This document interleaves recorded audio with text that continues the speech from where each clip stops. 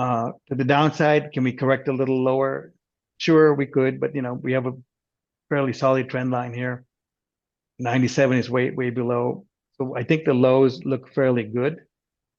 Now the key is, if we can hold, you can probably do a 50% retracement here and see where the 50% comes in.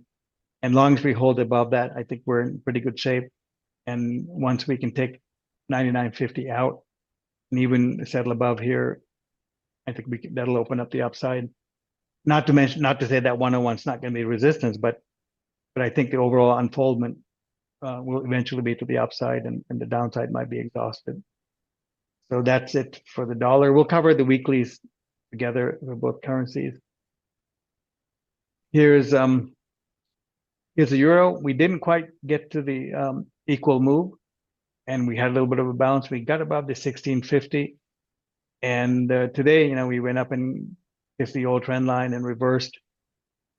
Let's see what happens. So obviously, if we take out the low, Friday's low, then 1650 will also be taken out. Then now we're back. The trend is back down. What do we have so far? We have a high and we have a bunch of lower highs.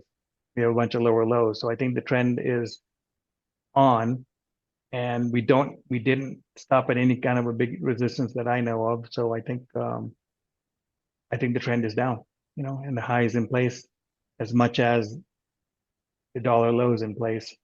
Speaking of the dollar low, here's the weekly chart. So, we managed to hold above 97.83. This is on the weekly, right? So 98 and a quarter, 98.50 was the close. Not bad. I think if we can just kind of sort of above this zone here, we can sort of maintain above it in the coming weeks, coming bars, I think overall is positive. We could dip down in. I mean, sometimes the bottom's a little bit dirty. I'm guessing that's what it is. So if that's the case, we'll have to put up with that. But for now, the after the false break, we were up, and this looks like, we were up 3 weeks strong. So it's normal to have a little bit of a correction. So it's possible that we pull back, have a little correction.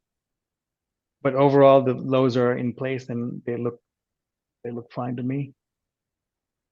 Euro is still straddling the 1654 level, the 1648, 1650. That's the level we're watching here. So it's still straddling. Until we can really settle on one side or the other, there's really not much we can get out of this chart. Again, we have a high in place, and we were down for 3 weeks, so it's okay to have a little bit of a correction back into the fold. So 1654 is the level to watch.